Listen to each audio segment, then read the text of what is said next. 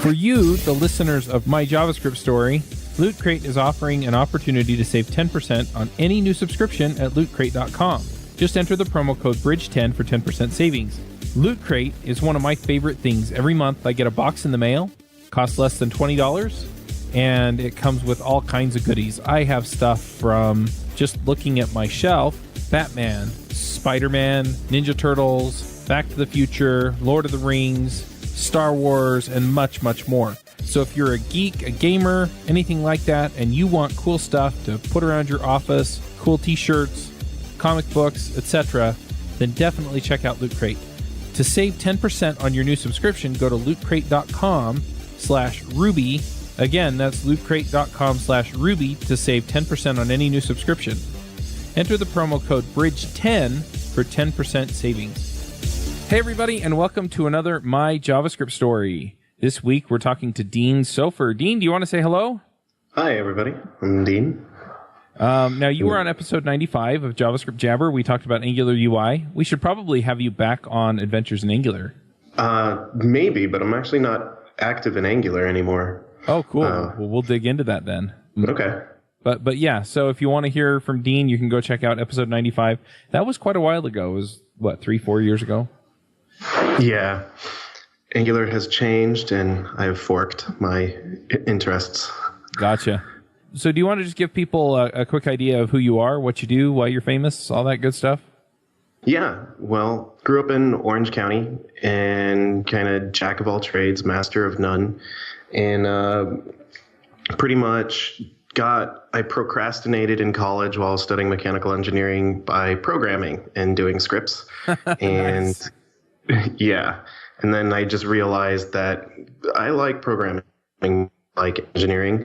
So I kind of been doing that, did consulting, freelance, portfolio web pages for like aspiring actors in Hollywood. And then projects got bigger and the scale of my work got bigger. And you kind of start with dabbling in front end and JavaScript and HTML, and then you do full stack with MVC, and then you kind of go into like JavaScript everything these days. And now I worked at a couple of tech startups in San Francisco, and now I'm actually at PlayStation. And I used to be really into open source, but I've kind of taken a step back from that and just kind of get my day work done. Nice. I know people are going to ask this, so I'm just going to ask it. If you work at PlayStation, do you get free consoles and games and stuff? We get really nice discounts. And if you're looking for a job at PlayStation, you should hit me up on any PM medium you can find me on. And not for swag, but for employment. And I love the we get yeah. some pretty cool perks. Nice. Yeah. Very cool. But yeah, and the thing for me was like, I started off doing tech startups. Like I've been the 10th employee at a company, the 40th employee at a company, and in San Francisco, and I would work like 60 to 80 hours a week, including weekends. And I was just super passionate about the projects, but I realized if the leadership didn't have any clue what they were doing, then it would tend to just be really frustrating because they wouldn't listen to you. And I decided if I'm not going to get listened to, I might as well work at a large corporation where I can really just be the cog in the wheel and get the perks and focus more on my social and personal and creative life rather than investing all my time and energy into work. Gotcha. Cool. Well, I did send you a list of questions. We're probably going to come back around to some of this, but let's dive in and get your story.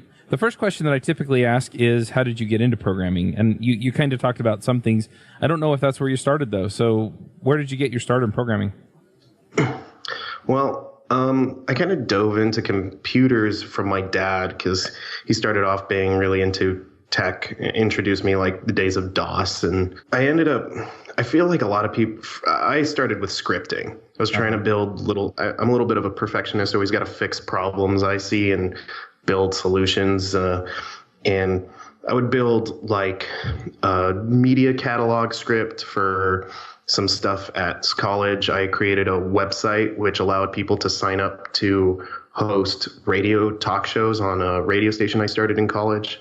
And doing portfolio websites because I was picking up HTML and CSS and fooling around, making stuff for me and my friends. And after I got good at it, people started offering to pay me and just kind of stepping up my game, switching to full stack knowledge, picked up Cake PHP.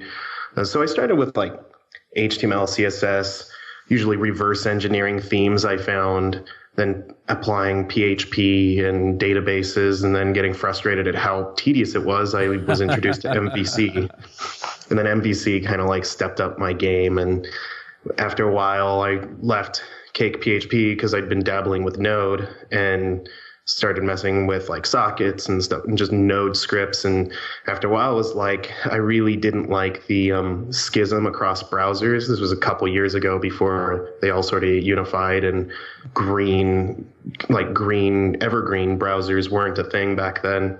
So I started doing Node scripts and server side, like just internal tooling for different companies. And now I'm kind of like, I don't know. I just do whatever I need to do for the job. It's just whatever project you're working on. But I think that's kind of how I started. Gotcha. So it's interesting. I mean, you get in scripting. Usually that's not where I hear people get started. Usually it's either they were younger, older computer, started with BASIC, or they find it as an adult and they start learning it and then they get interested and build a career on it. So it's interesting, coming at it from where you're at. It's just a little bit different approach. Well, I mean, I remember taking a Visual Basic class in high school, but what was cool for me was like the fastest way to have a product was HTML, CSS. You could just, with very little effort and a lot of bugs, have something that friends and family can check out and use and interact with. And even if like 5 of your friends were the only people who actually viewed it like once a month, the point was you could complete something. And I didn't really dig. It was a lot harder to learn like more true computer science languages, and especially to like create and release a product. And I was all about sharing with people. Like everything I do is for people. So web was definitely my go-to. Yeah, that makes sense. What time frame was this? I mean, how new was the web? I don't have a good feel for how old you are. Well, I'm 30 now. I think 15, 16 was like the DOS days. Uh-huh. I don't even remember Windows 3.1. I think I was like starting to code around Windows 98 SE, maybe later. That was even then. So now I remember dealing with Internet Explorer, and I started picking up Cake PHP when Chrome just came out. So I don't remember exactly when that was, but 1 or 2 years before Google Chrome was released, that was kind of where I really dug into, or a couple years before. God, I don't remember anymore. I think 2000 to 2005. Gotcha. So I'm curious then, you mentioned, okay, I was doing Cake PHP and then Node came along. So how did you find Node, and what was it about it that made you want to move?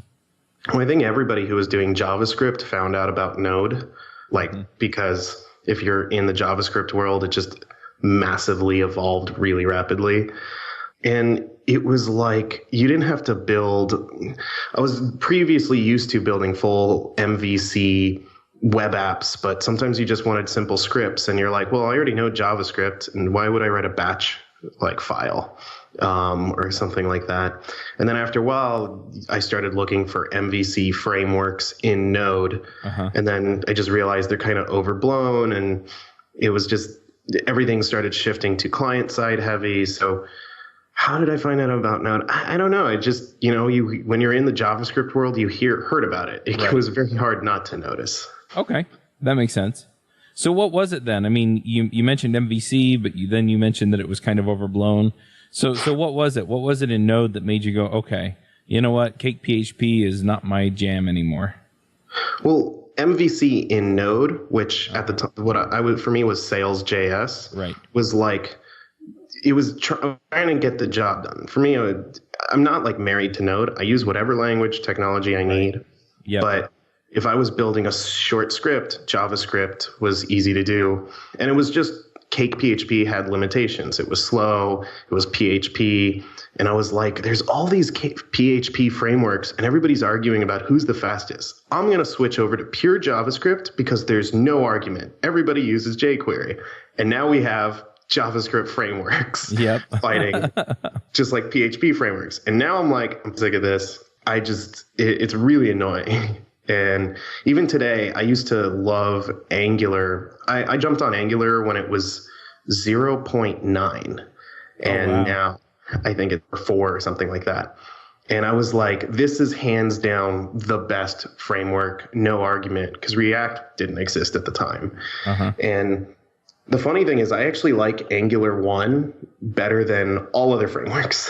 Angular 1 plus Angular UI's router, to this day, I still feel was one of the best combinations of like development environments, and all the complaints about performance. I was like, you just didn't understand the limitations of the framework or how to optimize. And you can run into problems in every single framework, but that combination for me lasted the longest and worked the best without any like the complexity kind of plateaued of my applications.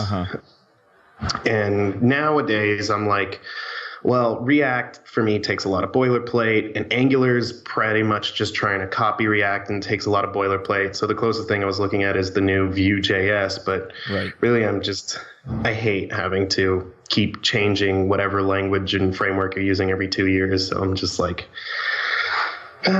whatever. Nice. Gotcha. So, I mean, it's interesting to hear this take on things. Most people I talk to, they've kind of picked one framework, and so they'll talk about what they like about it. And it's kind of interesting to see where you come out with all this. I'd like to dig a little bit into Angular, mainly because we have Adventures in Angular podcast.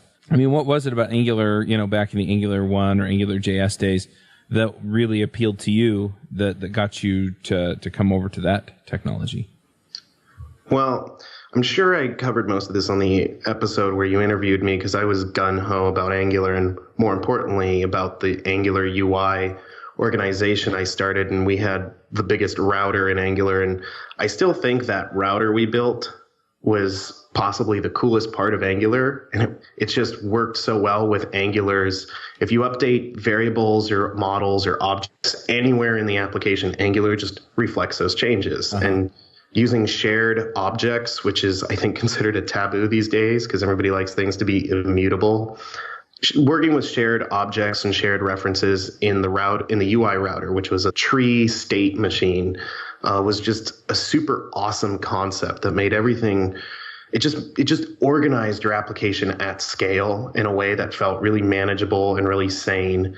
But the reason why I first jumped onto Angular was before that I tried creating a client-side application using jQuery, because the lead of my team said client-side JavaScript is where it's at now. Serve static HTML and do everything on the client, because nothing will get you better fast response times on your web page than static HTML.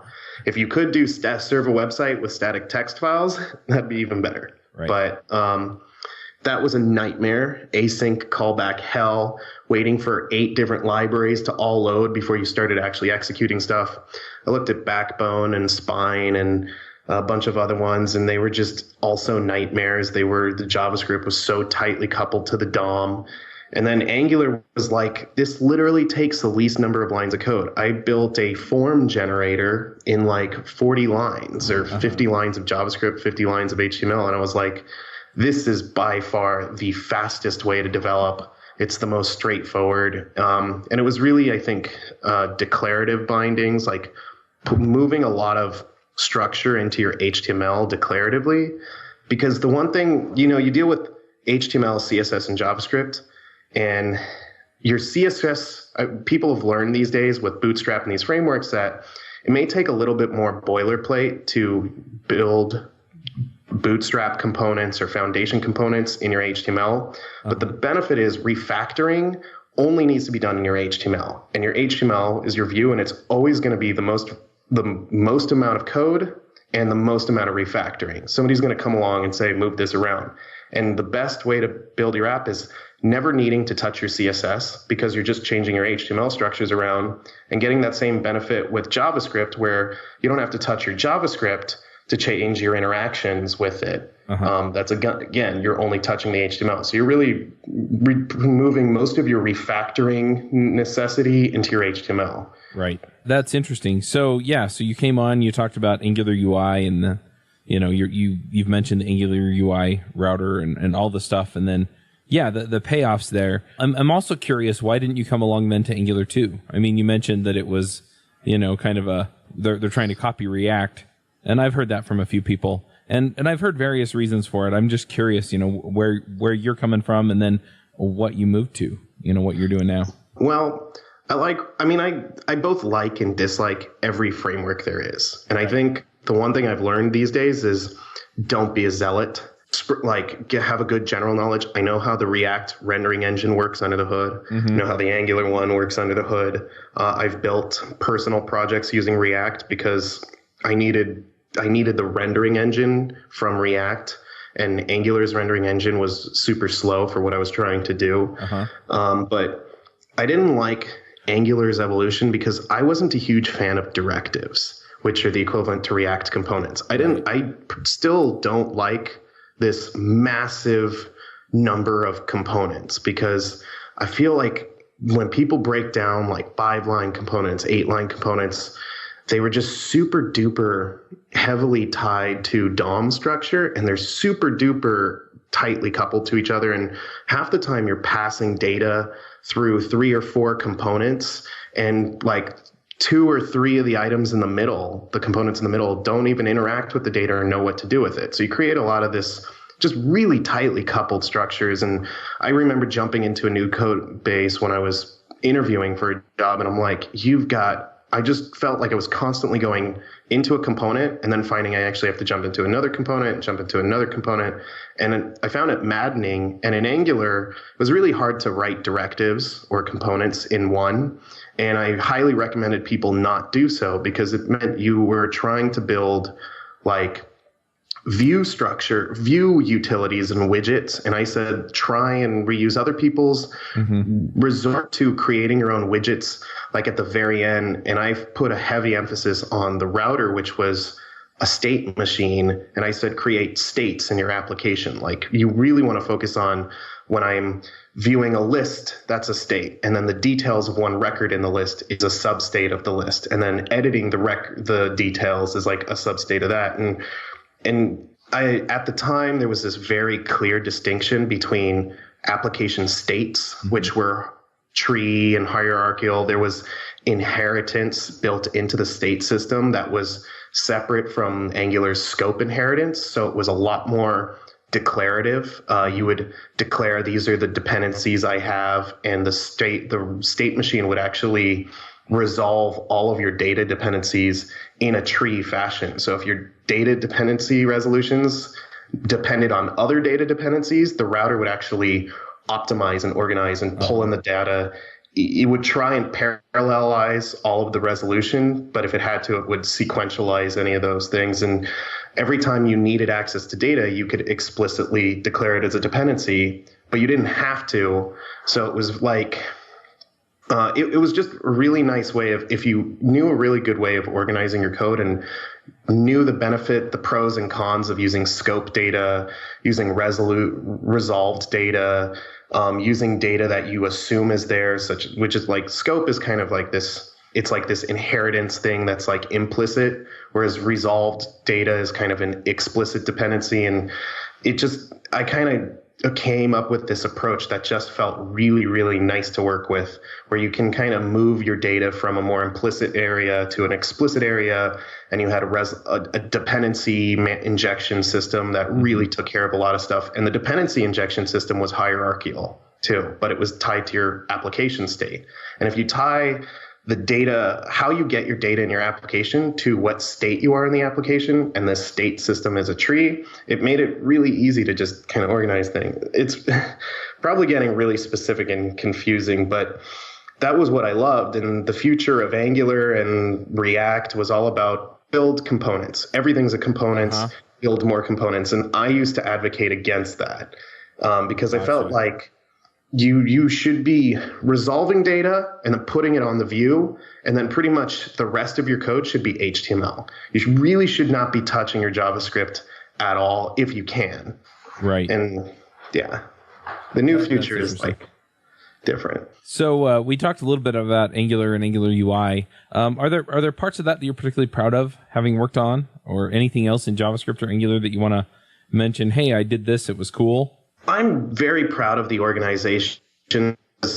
the one thing Angular UI tried to bring to Angular was unity of the community before Google opened it up to the community. Uh-huh.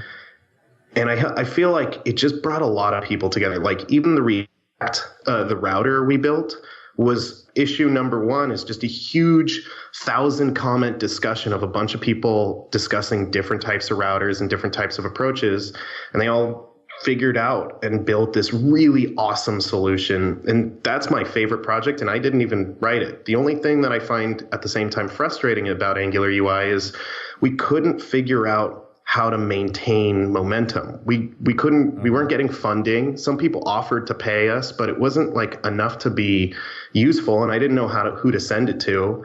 I didn't have the time and the energy to manage all the projects and things like that. So it was like both a success and a failure. I don't think Angular UI is that active. Like some projects are active, but they've kind of forked onto their own namespaces. And I kind of wished I'd figure out a way to get that project keep going on its own, kind of like how jQuery did. But right. I think a lot of open source people struggle with burnout and like keeping things going after they've left. So I built a lot of random stupid projects, but Angular UI is definitely one of the biggest things I've ever done. And it's, to me, what's important isn't what the code was, but the community it like really had going with it, and just connecting all these people in a way that they were all collaborating, and versus this community of people competing with my component's better than your version of the exact same component sort of thing.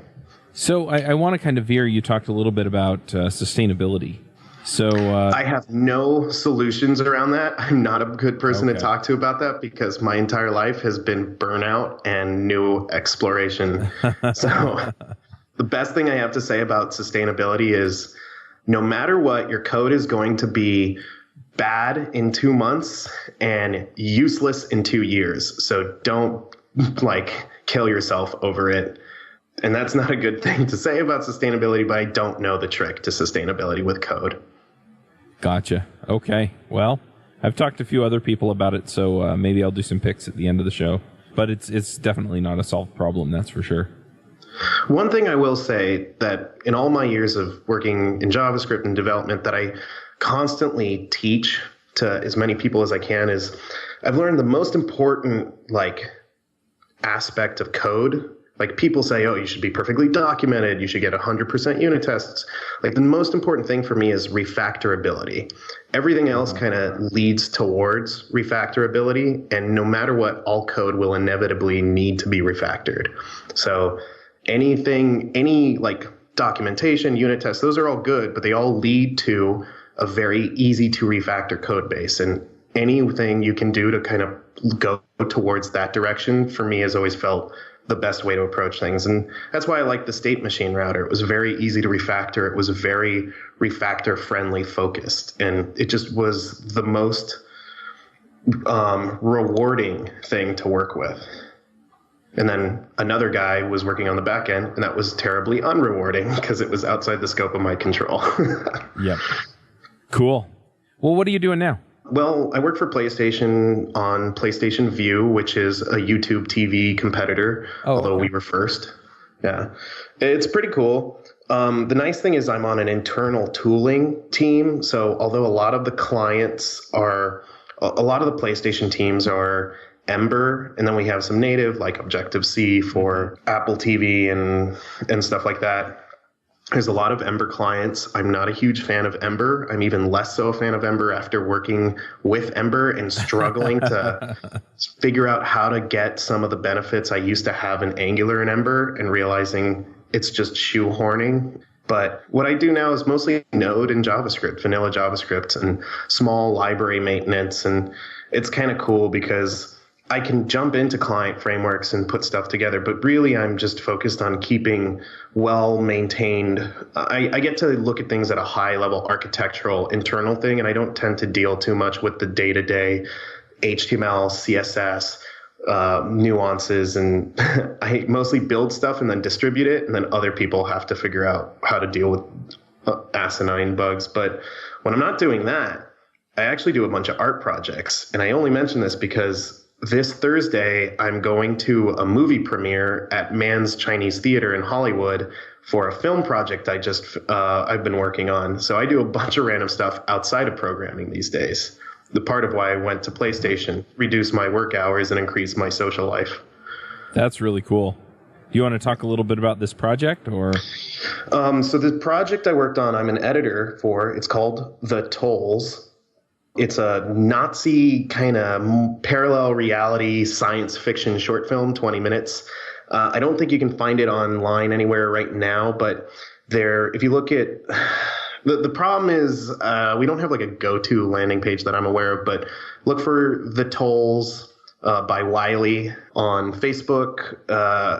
I'll provide some links, but we've been in a couple of film. We're doing the festival circuit, and for me that's super cool because filmmaking is one of my many hobbies, and I have a film airing at Mann's Chinese Theater, so super excited to go check that out.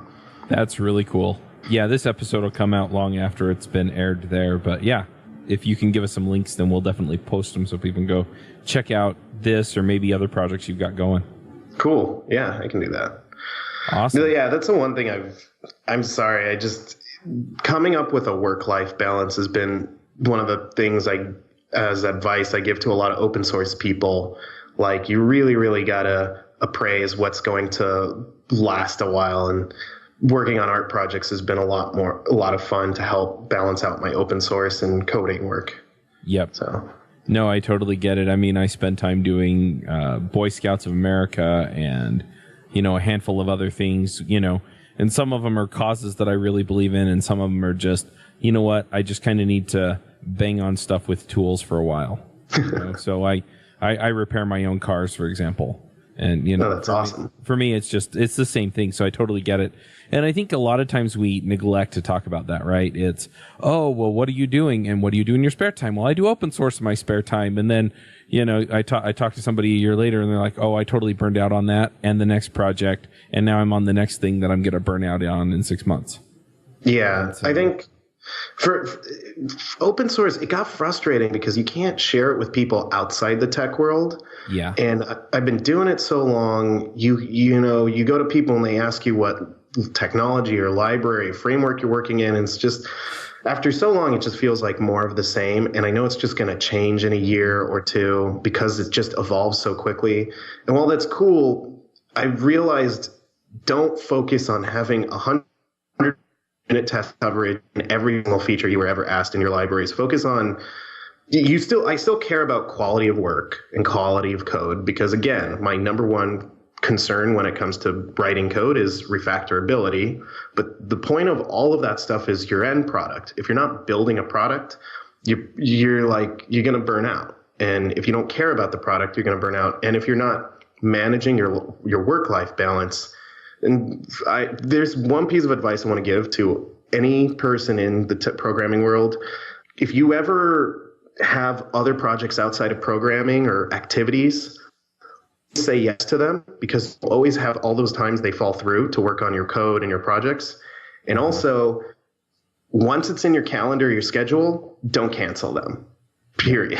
You can work on programming anytime you want. If you get an opportunity to go to a movie, go to music, work on art, work on anything else, say yes, put it in your calendar, and do not break those commitments. And that will help you reduce your burnout.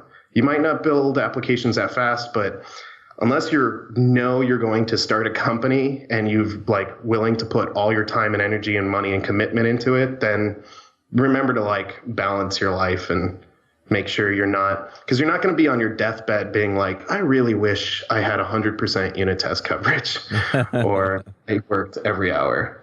Yep. Sounds good. All right. Well, let's go ahead and do some picks. Do you have some things you want to shout out about? Do you run your own freelance business? Or maybe you're thinking about picking up some business on the side? Well, then you need FreshBooks. FreshBooks is the quickest and easiest way to get invoices out to your clients.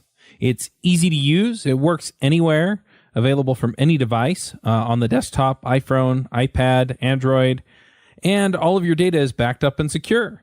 And it makes it really easy to get organized and get paid. You'll be tracking time, logging expenses, and invoicing your clients in no time.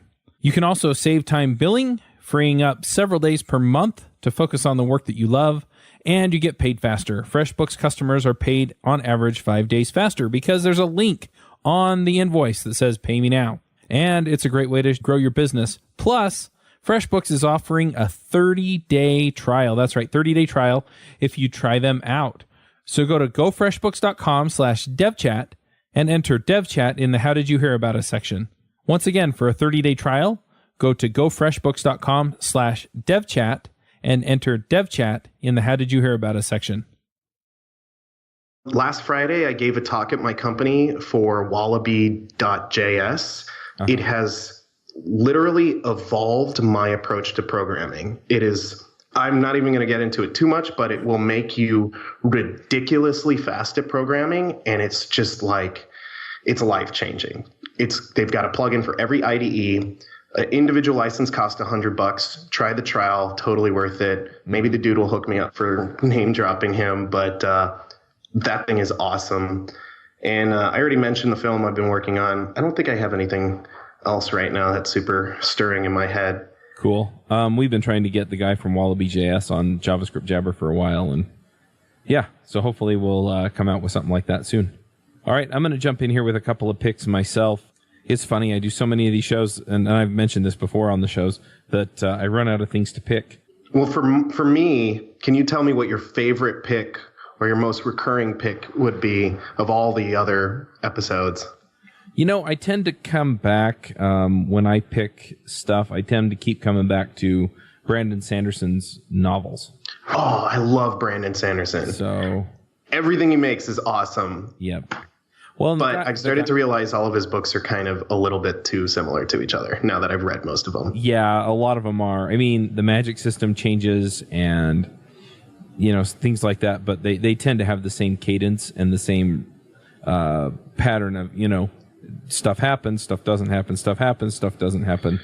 Yeah. I've realized my favorite thing about novels, especially sci-fi fantasy novels, is really good world building. Authors like Harry Potter's great because there's so much detail to the world, and they create rules and explanations behind these normally fantastical things. They don't just say he magicked away a problem, because that's very Deus Ex Machina. Yeah. And Sanderson always puts rules into his universes, and you don't feel like the author is just coming up with hand-waving explanations as to why characters can do things. There's always like a logical grounding for everything, and I love that. Everything's in Brent. He always has this approach that's very material, and I forget what the word is, but like chemical-based explanations for all the magic. Yep, absolutely. Yeah, there are definitely. It's almost like the rules of physics applied to magic. Yeah, and in fact, Brandon also has a podcast where he talks about authoring fiction. That he does with a bunch of other folks. By the way, one of the things that I've been really wanting to do is just meet Brandon. He actually lives in Provo, which is 20 minutes away. Oh man! But what's a podcast called? I want to go check this out. It's called Writing Excuses. Oh, and they've been doing it for a number of years. So anyway, it's terrific. So I'll shout out about that as well. They also have a conference that they pulled together. It's called Life, the Universe, and Everything. I'm pretty sure they hold it here in Utah.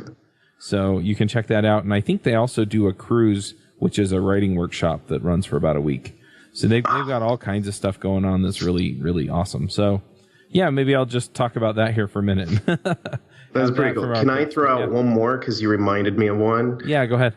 I started a podcast. But there's only a pilot, so I haven't been marketing it yet. I'm still trying to record. I want people to come on, if you're in the Bay Area, to record the episodes. It's a dating podcast called You Suck at Dating.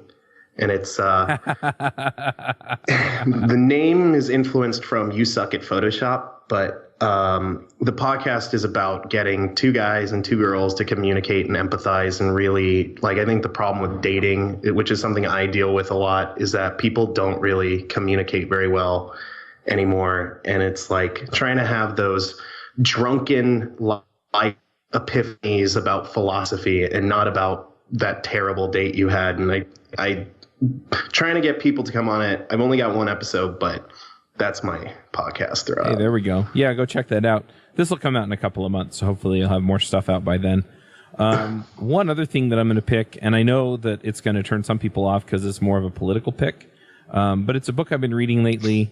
The things that he brings up, I think he harshes on stuff a little bit too much, but I tend to lean a little bit more to the right politically in the U.S.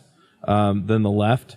And there's a book out there. I've had a number of people. They ask, well, how did Trump win? How is it that people voted for Donald Trump and why? And I think a lot of the answers are going to come out in this book if you go read it. It's a book by Ben Shapiro. I know a lot of people don't like him. Whatever your feelings are. If you want to understand it and you want to understand how a lot of people feel, I felt some of it, but not all of it, so I wouldn't go as far as he did in the book, but it's called Bullies by Ben Shapiro. So if you're interested in that, then go read that. I'm also kind of an equal opportunity offender on this stuff.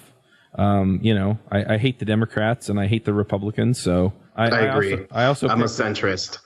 I'm not a centrist. I just feel like they both lie to you about different things, and neither of them really give me what I want. And so, anyway, maybe centrist is the wrong term, but I agree with you. Yeah, I think everybody's kind of like forgotten how to have constructive arguments and constructive, empathetic conversations, and everybody's echo chambering, preaching their propaganda, and both parties have kind of like gone down the drain. Yep. But another book that I'm going to throw out there, and I understand that there are some there are issues with this particular author and the way that he sourced some of the material for the book. But the next book that I'm going to read is Fire and Fury by Michael Wolff.